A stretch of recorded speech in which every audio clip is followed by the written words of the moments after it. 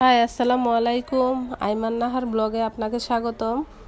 বাচ্চাদেরকে কিভাবে ডাইপার পরালে কোনো প্রকার র্যাশ হবে না সেটাই শেয়ার করব আজ আপনাদেরকে। আমি আমার বাচ্চাকে যেভাবে ডাইপার পরাই সেটাই শেয়ার করছি। ভিডিওটি ভালো লাগলে লাইক, কমেন্ট, সাবস্ক্রাইব করবেন। নবজাতক বাচ্চাকে নাভি পরার আগ পর্যন্ত ডাইপার না পরানোই ভালো। আমার বাচ্চাকে আমি নাভি পরার আগ পর্যন্ত কোনো প্রকার ডাইপার পরাইনি।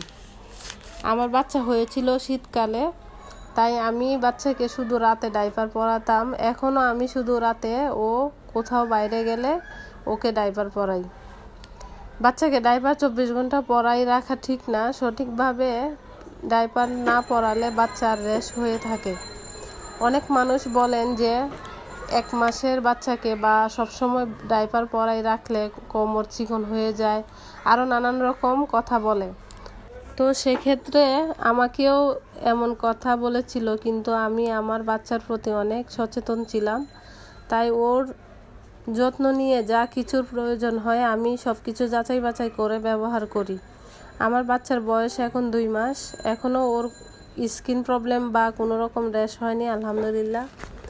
সঠিক নিয়মে কিভাবে ডাইপার পরাবেন? প্রথমে আপনার হাত সাবান দিয়ে ভালোভাবে পরিষ্কার করে নেবেন। তারপর একটা হেক্সিসল সবসময় বাসায় রাখবেন। তো বাচ্চাকে যখন ডাইপার পরাবেন, ডাইপার পরানোর আগে হেক্সিসল দিয়ে আপনার হাতটা ভালোভাবে পরিষ্কার করে নেবেন। তারপর আপনার বাচ্চার গায়ে যে অয়েলটা ব্যবহার করেন সেটা সামনে ও পিছনে মেখে নেবেন। তারপরে ডাইপারটা পরিয়ে দিবেন।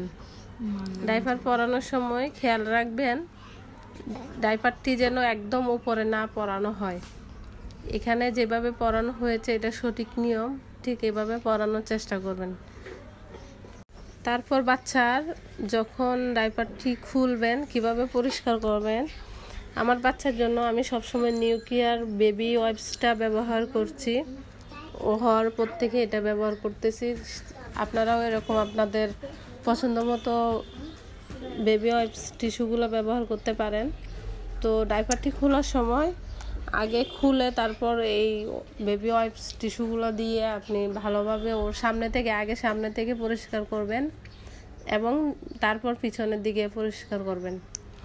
আমি আমার বাচ্চাকে সবসময় রাতে ডাইপার পরাই এবং দিনের বেলা ডাইপার পরাই না, কারণ হয়তো কোথাও যাওয়া হলে বাসা থেকে বের হলে ওকে ডাইপার পরাই নিয়ে যাই। আর দিনের বেলা আমি ওকে সবসময়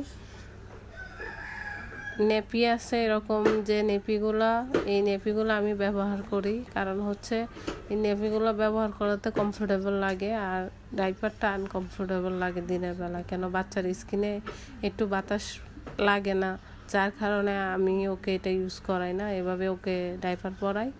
সেক্ষেত্রে ওর স্কিনটা এখনও ভালো আছে এবং কোনো রকম র্যাশ হয়নি। তাই আপনাদেরকে বলবো যারা নিউ মাদার আছেন, মানে নতুন মা হয়েছেন, তাদের বাচ্চাদের যত্নের জন্য তারা একটু কেয়ারফুলি বাচ্চাদের যত্ন নেবেন। আর আমার বাচ্চা কীভাবে আমি যত্ন নিচ্ছি, আলহামদুলিল্লাহ আমার বাচ্চা সুস্থ আছে এবং ভালো আছে। তো সেক্ষেত্রে অবশ্যই সবাই একটু সতর্ক থাকবেন যাদের বাচ্চা আছে।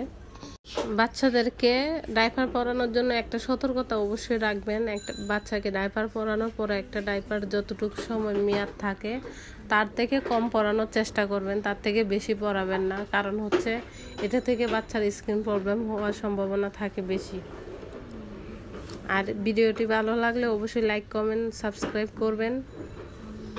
ভালো থাকবেন সবাই, আল্লাহ হাফেজ।